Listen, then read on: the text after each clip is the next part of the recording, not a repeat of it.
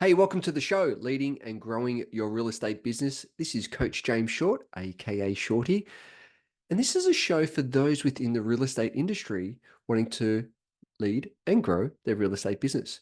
It's a series of interviews that we conduct for those within the industry. So we're finding out what those leaders are within the industry, what makes them tick, what's their story, what are their strategies, and how to become the leaders and the growers within the industry. But also, it's an interview series with those outside of the industry. I'm always a big believer of looking at a whole different part of the pie rather than just focusing on one part of the pie. Because what it does, it allows you to have a different perspective, allows you to get snippets or golden nuggets from those outside of the industry that can look in the industry and go, there's a different perspective. And so I encourage you to reach out to the guests. I encourage you to lean into these series to find out how can these pieces of information, experiences, stories help you lead and grow your real estate business. And before we get underway with our latest episode, just a little shout out to these amazing crew at Magic Mind. Magic Mind has been it's a productivity hit in the bottle. I've been using these supplementations now for a number of weeks, and the clarity, the focus, and the performance that I've been getting from these nutrients in a bottle. They've got amazing vitamins, amazing minerals. They've got a bunch of mushrooms in there as well. It's a great productivity hack that I've been using every single day.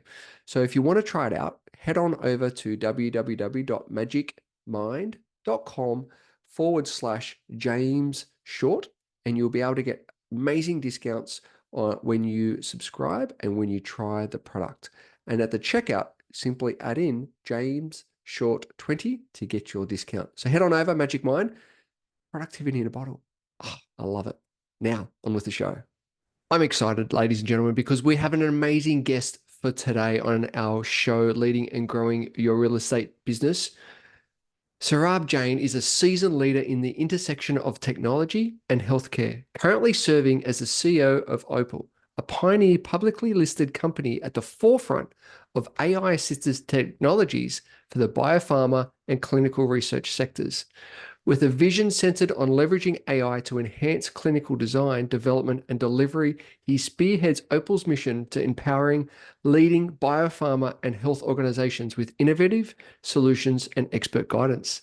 His journey into the tech industry began as a software developer, where his passion for innovation and entrepreneurship enabled him to build a successful startup, leading it to the acquisition by Telstra, which I'm looking forward to unpack that a little bit. Throughout his 20-year career, he has been a catalyst for change and progress, leveraging his expertise to drive strategic initiatives and foster growth in diverse organizations. His multidimensional experience encompasses senior leadership roles across various boards, where he has consistently demonstrated a knack of navigating complex landscapes and driving impactful outcomes. Ooh, I love that.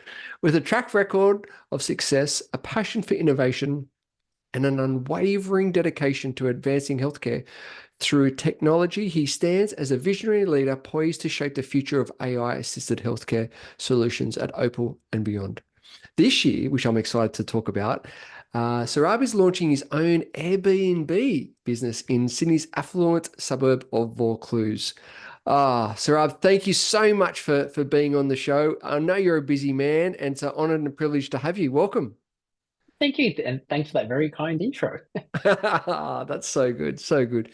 So, talk to me about that journey of starting out, in the technology in the IT space, and that career of that 20-year career building the business, selling to Telstra, having this concept. Share with us a little bit more about that journey so far. Yeah, totally. I grew up in Sydney, went to high school in the States, came back here in about 96, so when I was 15, 16 years old.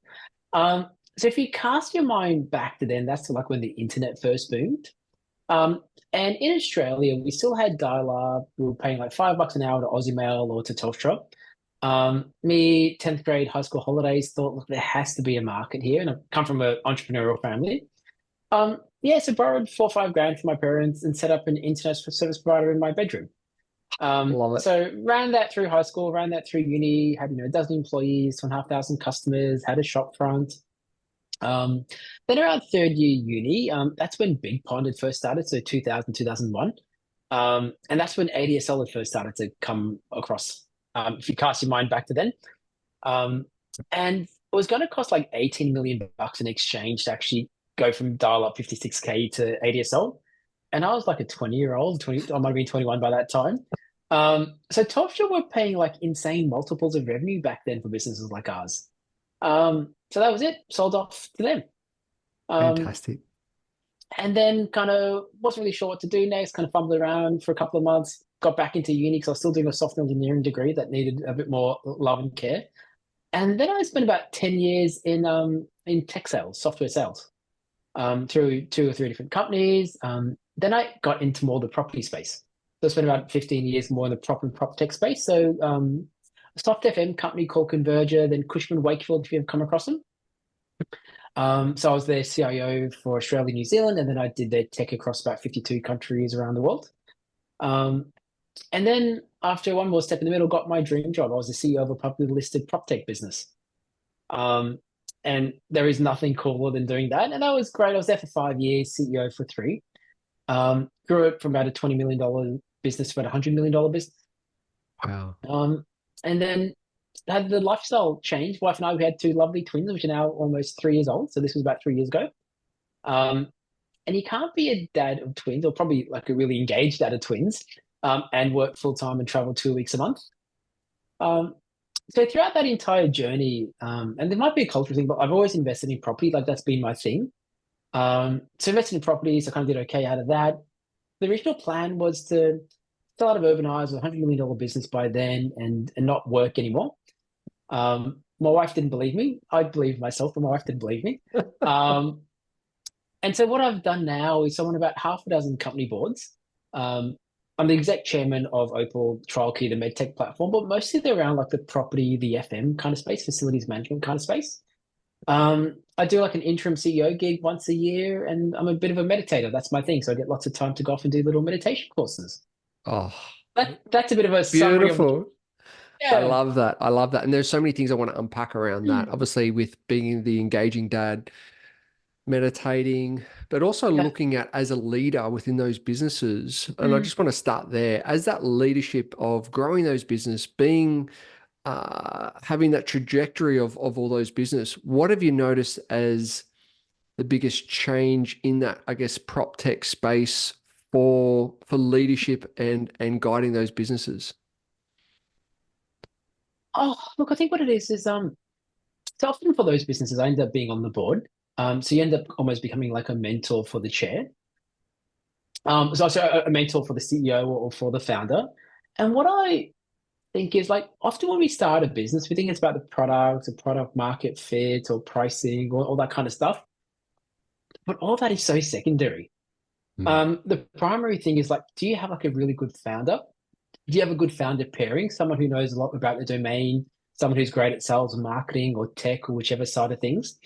And do you have like a really good management team kind of set up? And the management team might be two people initially. Um, and that's what I kind of think they're the ones that tend to succeed, especially like the property and the prop tech space. Yeah, definitely. And what have you noticed with, I guess, being involved in the prop tech space over the last Mm. period of time? What have you noticed the biggest changes? What have you noticed the biggest trends within the industry? Biggest thing is not just in property, but in most of the industries. If you go back to tech like 10 years ago, you used to have these big mammoth applications, and that's just totally what you did. So in the tech space, it would have been like your Yardis, it would have been like your MRIs, it would have been these huge applications that took a long time and only the big end of town kind of bought. But now what's kind of happened is it's all been like super fragmented. So like you'll have a company that specializes in doing like PDF forms on iPads kind of thing, and that's $100 million business. Then you'll have a building that a prop app that helps with people doing ingoing outgoing inspections, and that's a $50 million business. So like you actually don't need like a huge addressable market. You just need to do like one thing really, really well. And integration's like easier than it used to be. So what I found is that applications do less, but they do it really, really well.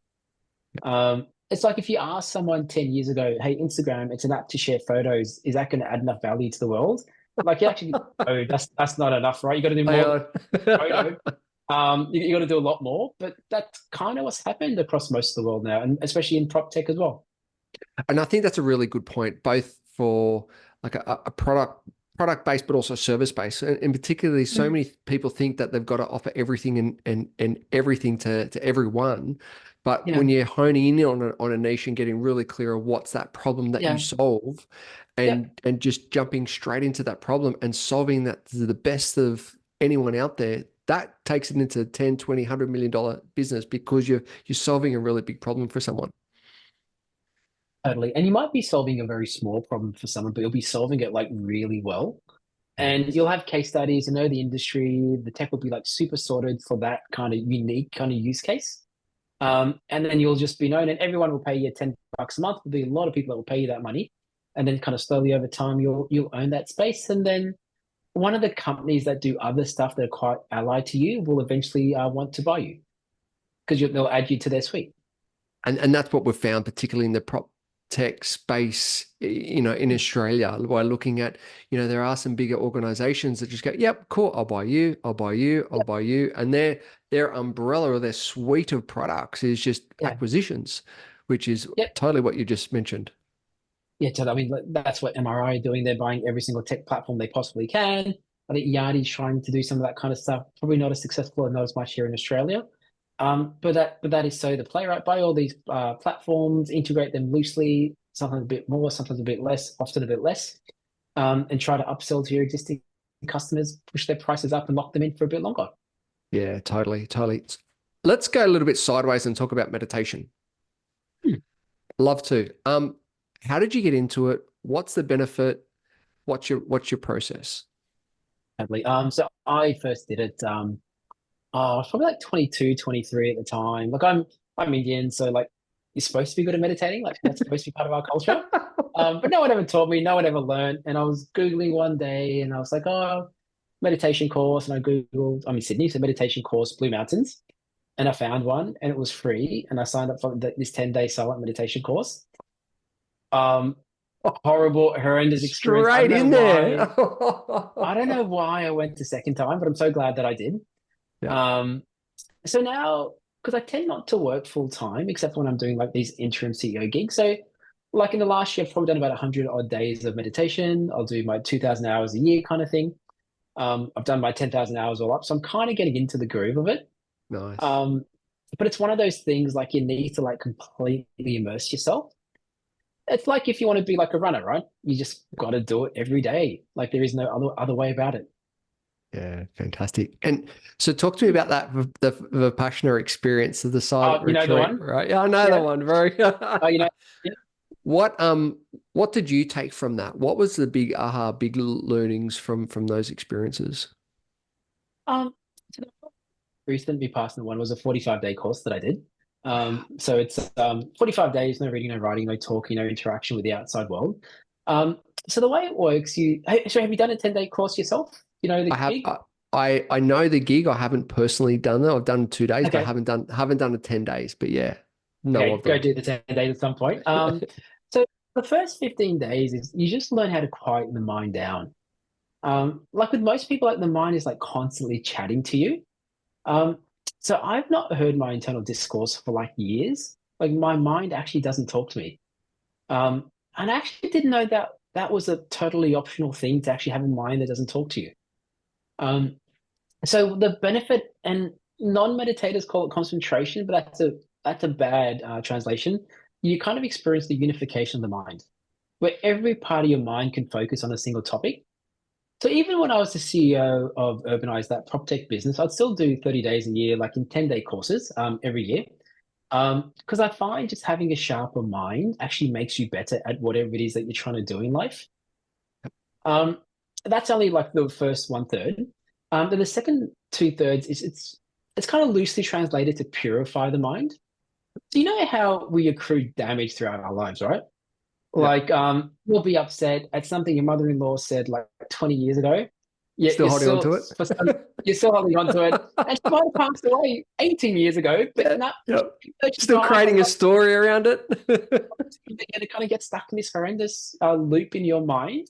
Yep. Um, So the reason you can't get rid of that, or it's almost impossible to get rid of, that actually gets stored in a really deep part of the mind that often doesn't understand language anymore, because it happened so deeply or it affected you so much.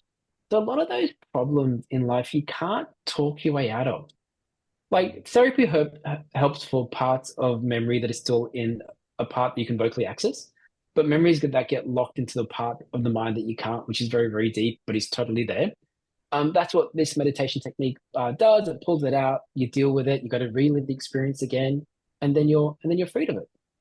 Beautiful. Um, so what that does from like a day-to-day life, or like from a leadership perspective, is like when I'm talking to a CEO or to a founder or those kind of things, like I'm not so busy managing my own world. Like my own world is completely quiet. I've got nothing to prove anymore. I've won my life.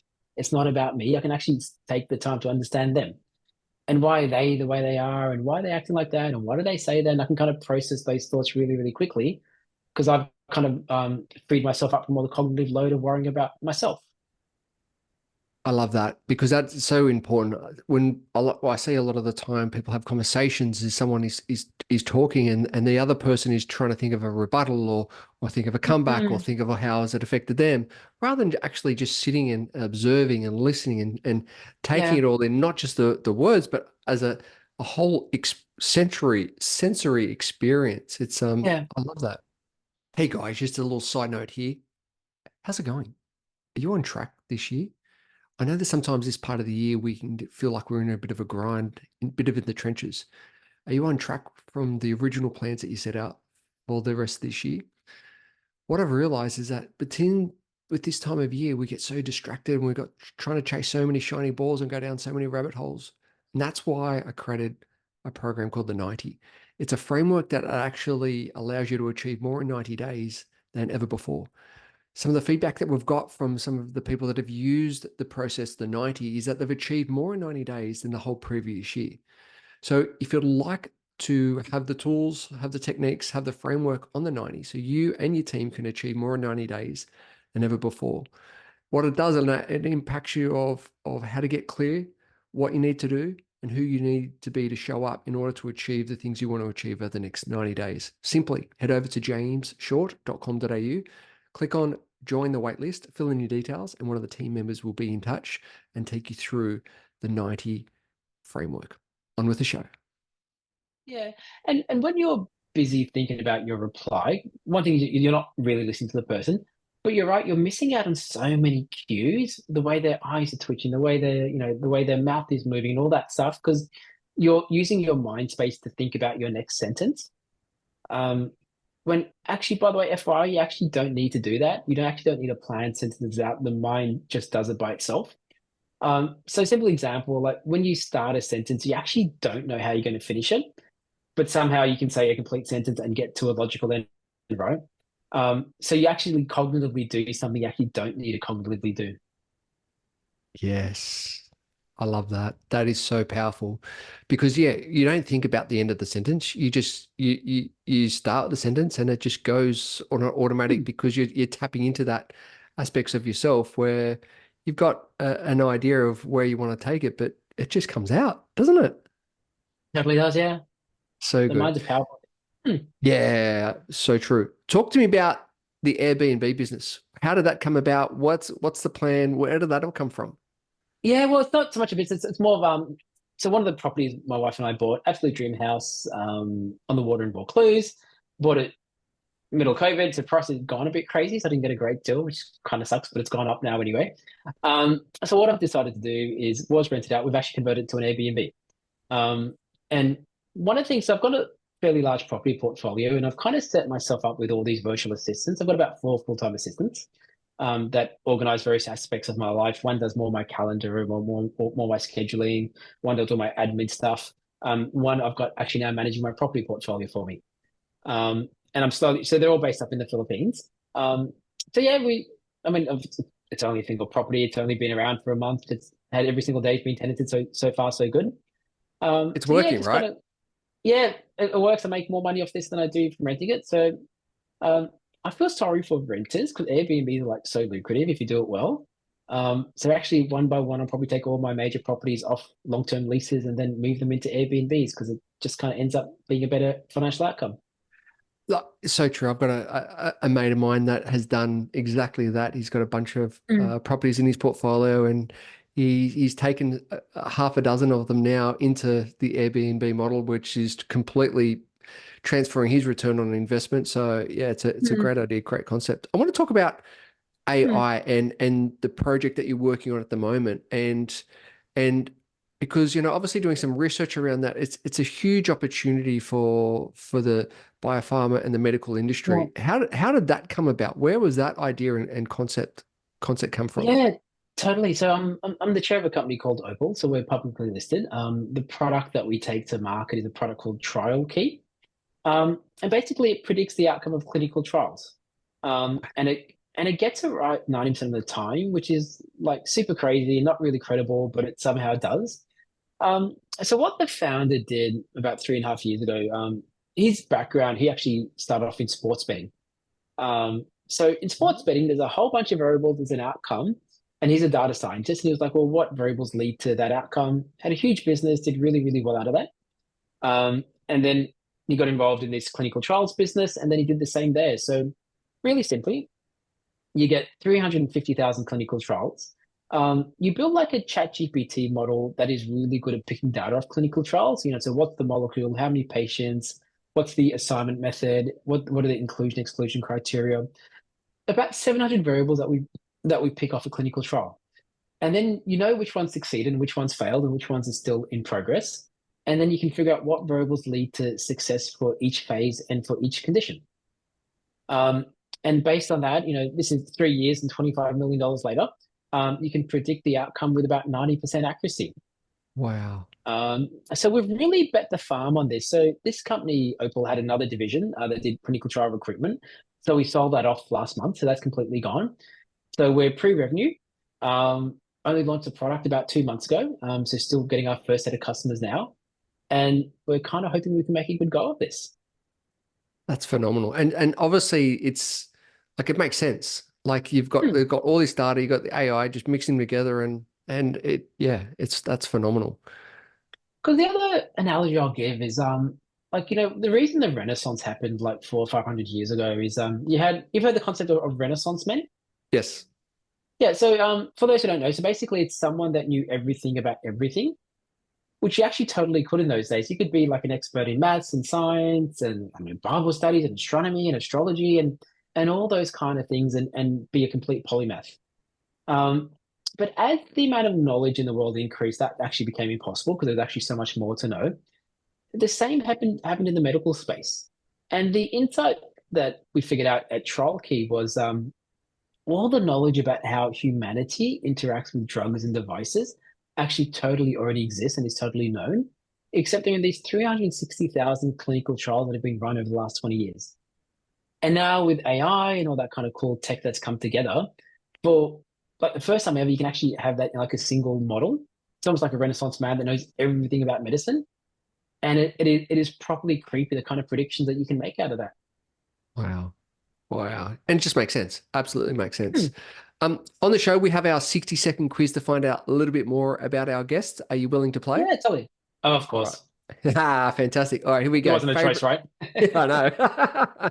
Favorite movie. Favorite Moneyball. Ooh, I'm a tech fantastic. guy. I'm a number guy. Yep. Favorite food. Ah, pizza. I make my own pizza. Make my own dough. Ooh, Yep. so good, so good. Favorite holiday destination. Oh, Maldives. If you haven't got a chance to go there, go there. Best place in the world. Nicest people Beau- ever. Beautiful. Do you have a morning routine? Yeah, look, I'm normally up at 4:30, so I'll meditate for an hour before the kids get up, and then at 5:30 they're up and craziness starts. Those little ones at that time, definitely. What about an evening routine? Uh, Again, with twins, it's all around the kids, so you kind of put them to sleep, have an hour with the wife, meditate for an hour, and then kind of go to sleep as well. Beautiful. If you could have five guests to five inspirational people to a dinner, they could be dead or alive. Who would they be? Oh, that's a good one. I mean, you want to think about like what are the guys that have fundamentally shaped humanity? I mean, it's got to be Newton, right? Like without him, like half the stuff in the world didn't exist. I'd say someone like an Einstein, someone like a Darwin. Um, Let me throw someone a lot. Oh, you go Jobs, right? Because he's the first guy that got the humanities and the tech to kind of connect together. Someone who's alive today, you'd probably go someone like Musk, like someone that completely sacrificed his family life for a mission, for a vision, who got so obsessed. He was able to get everyone around him absolutely obsessed with it. Yeah, so true. So true. Do you have a biggest regret? Biggest regret. Oh, so many regrets in life. Um, Biggest regret. Working too hard on the wrong things. So I'll tell you what I mean. So the reason that I finished up at Urban Eye is obviously because of the kids and stuff. I was having falling out with my chairman, so I ended up finishing up. Um, and that was the best thing ever. My life is so much happier. And I was chatting to my mentor about how amazing it is.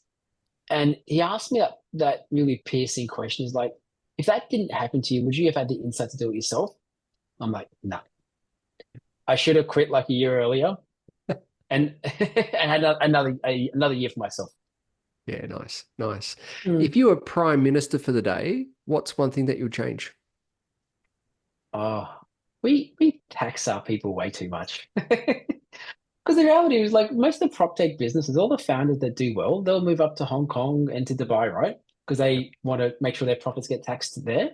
Um, we've got a tax system that fundamentally punishes people for doing well and rewards people for losing money and not doing well. And that just doesn't quite make sense.